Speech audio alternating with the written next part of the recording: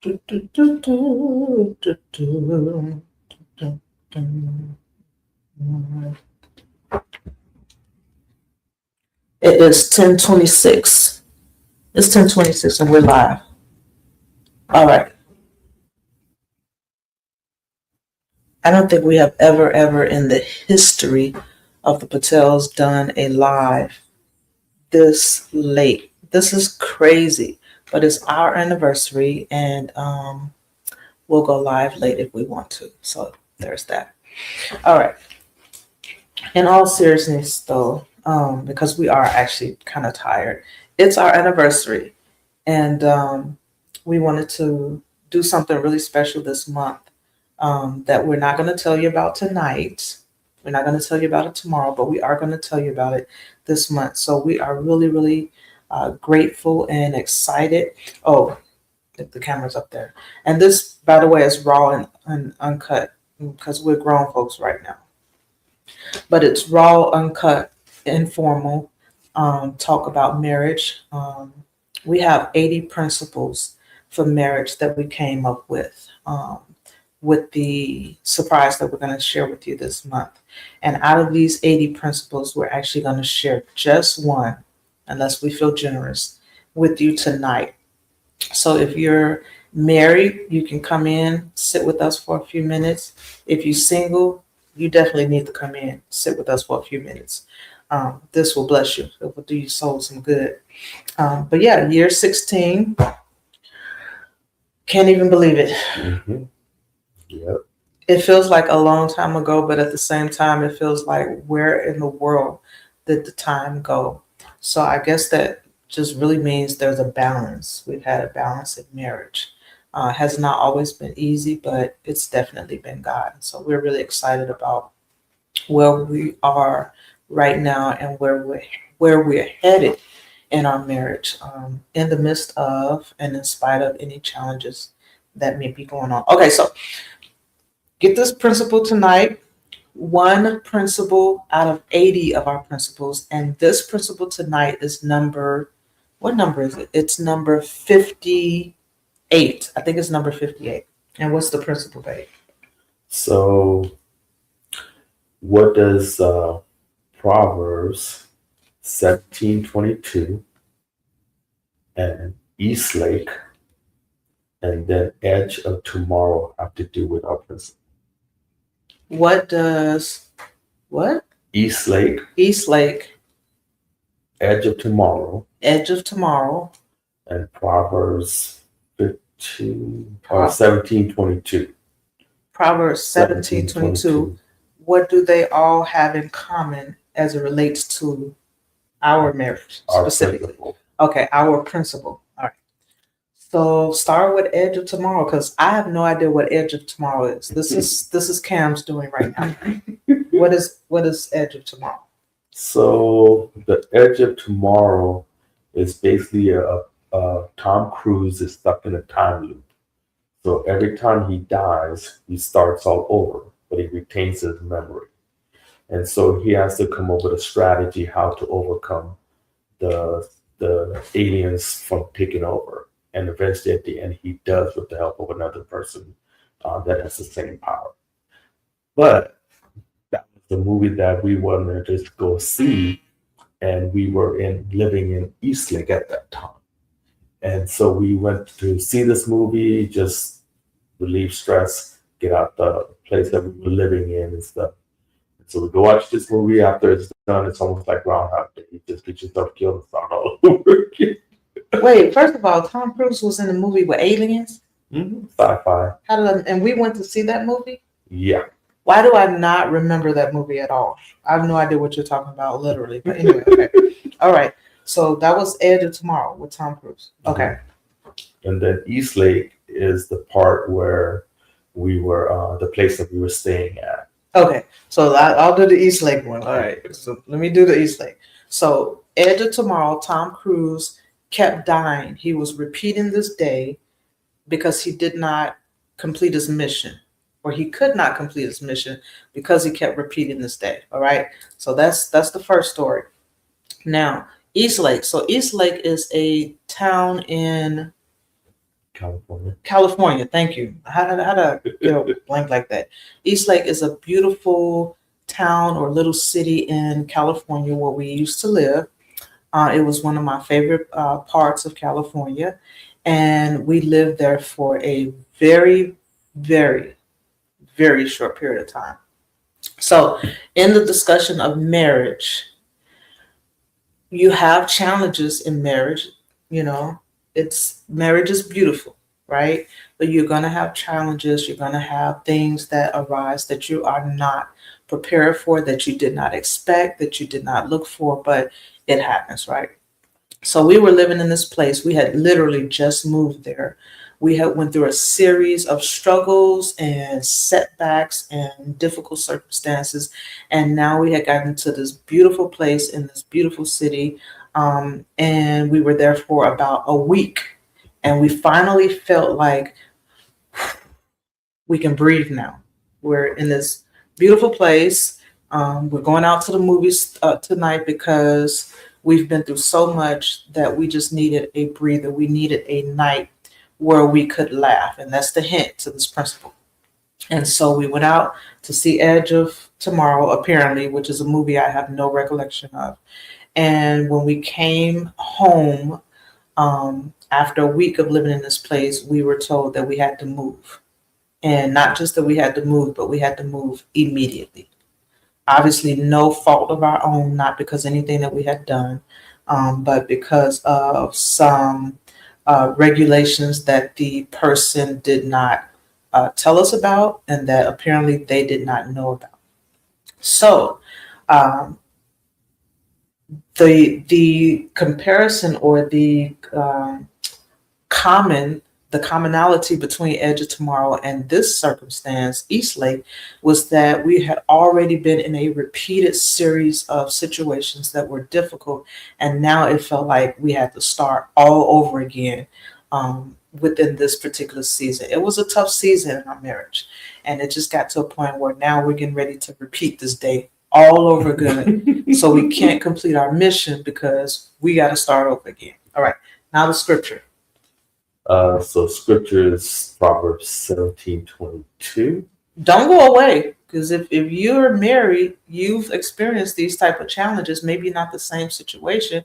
And if you are not married, two things: we want you to not experience some of the challenges that we've experienced, and we want you to be aware of the potential of circumstances, and when they arise, in whatever form they arise in, we want you to know what to do and what not to do. All right, the scripture. So Proverbs 17:22, it says, laughter doeth good like medicine. And so the only thing that we could do in this circumstance, this situation, was kind of just laugh and say, okay, I guess we'll just kill each other so we can start all over the loop. Now we was not. Nobody was going to kill anybody. You have to be careful with saying that word when you do recordings. Right, right. So I think the word is unalive, but that was not going to happen.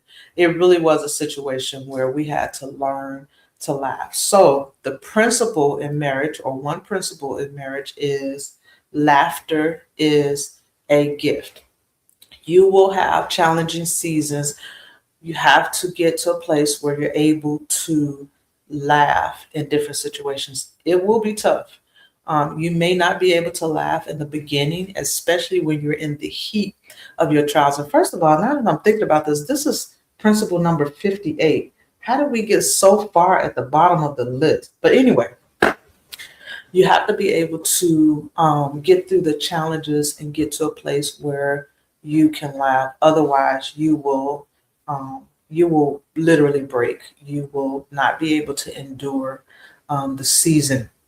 And then also you have to remember when we were at the onset of the season of, I would like to call it a season of testing, not necessarily by God, but a season of testing of our character, our integrity, our ability to endure hardship as a good soldier, right?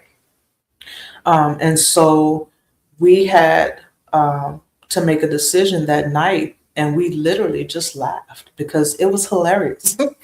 The fact that we were going through these back to back challenges, and I mean, these were some big challenges, and we will share more of specific challenges that we've endured over the 16 years of our marriage, and that we have triumphed over.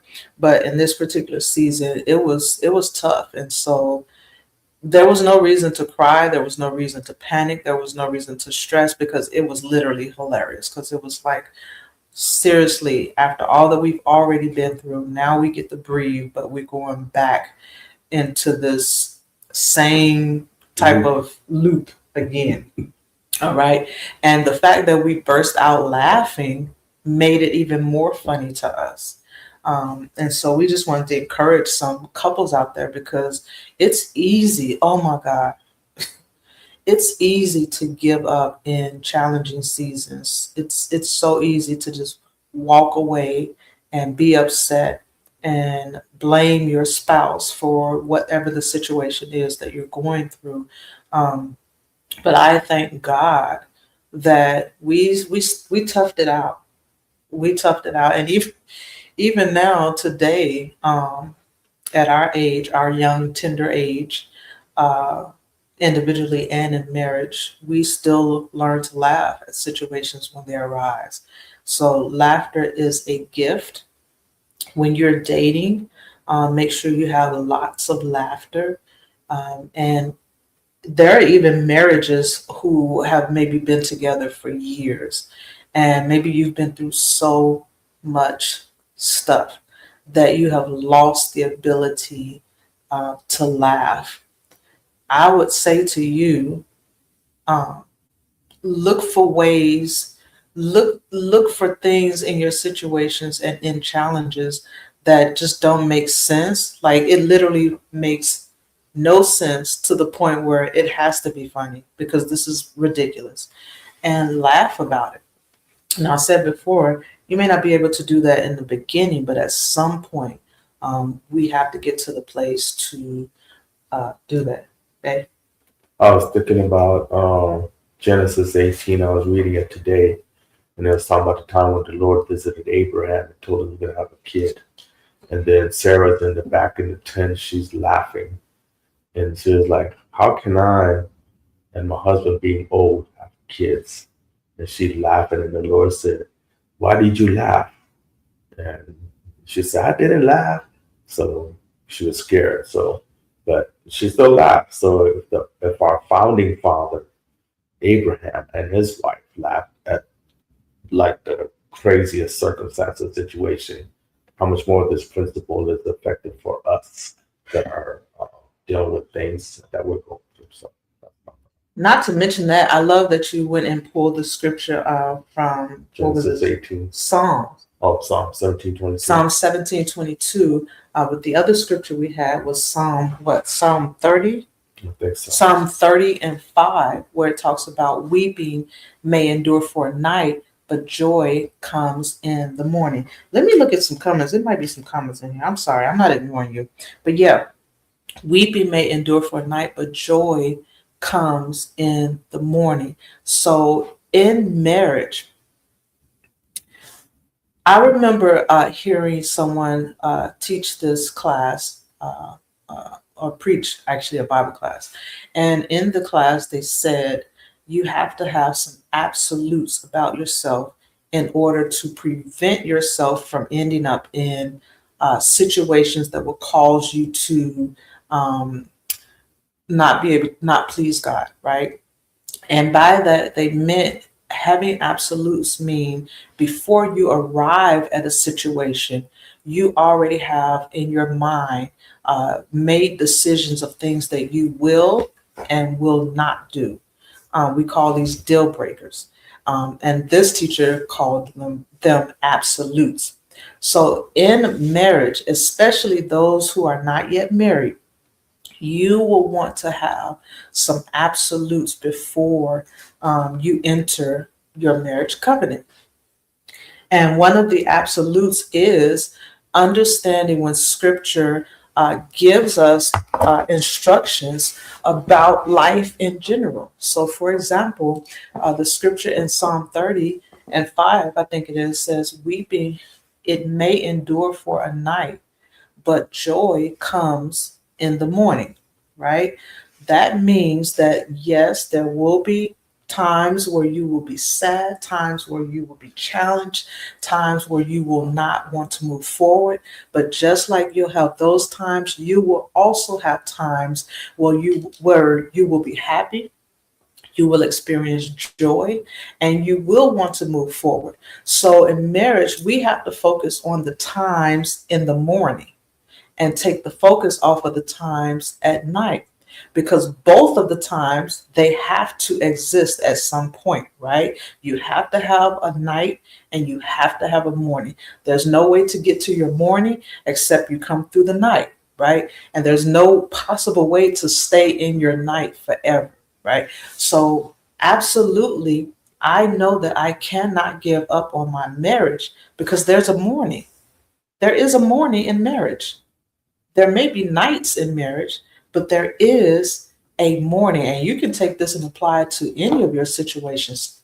So I love that weeping does not stay always. You know, trouble doesn't last always. Weeping doesn't last always. And so looking forward to the times of laughter, the times of refreshing.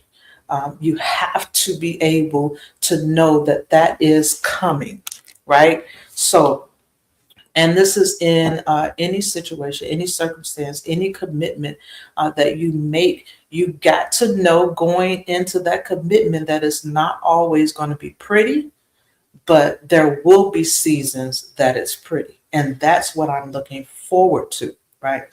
Anything else we want to say on that, babe? I don't know if I want to say this because it's not part of the subject, Oh my goodness. but it just came to me. It says, "Weeping may endure for a night, but joy comes in the morning." So when either you're gonna be mourning, like you're mourning for something that you lost and you died, or mourning, you will allow the joy to come in the morning. In the morning, so you're gonna either allow the joy to come, or you're gonna be mourning, one or the other. You can't have both.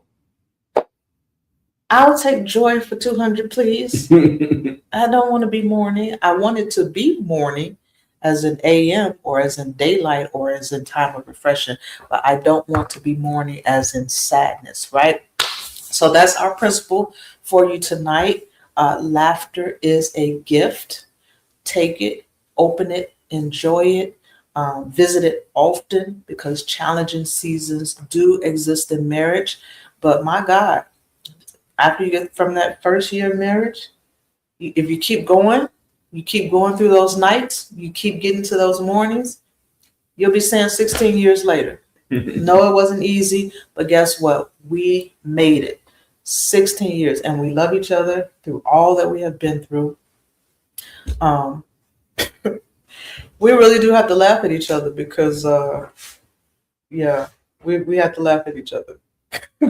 Marriage is beautiful. It is beautiful. And I know that a lot of people are talking about relationships and marriage now. And we've never really shared our story. People ask us all the time, how did you guys meet? How did you guys get together? Because we're from two different countries. What are the odds that I've never been to my husband's country prior to us getting married? And he's way over in California, and God allows us to meet and become one. What are the odds of that? But God did it. I don't know where I was going at that point. Why? Because it's like it's 11. It's after 11 o'clock, but God definitely brought us together, and so yeah, a lot of people are talking about relationships. So we thought it's been 16 years. Let's share our story. And so we put something together that we will be sharing with you probably closer to the end of July. So we want you to stay tuned.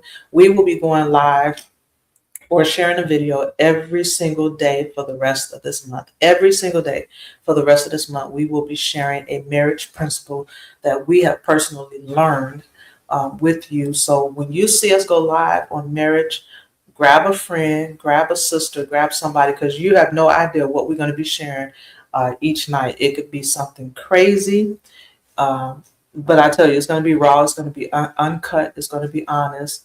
And we're not just going to give you principles. We're going to actually share stories of things that we have literally been through. And then we'll share our big surprise with you soon. So, yeah, if you're watching this replay, you got a question you want to ask us about either our story, how we got together, how we managed through 16 years, or any of the principles, you could drop it in the chat. We'll watch it or we'll look at it and try to come back and answer it. Um, and if you're on with us live, please drop something in the comments. Let us know you're here. And yeah, laughter is a gift. See you tomorrow. It's late. Good night. Good night.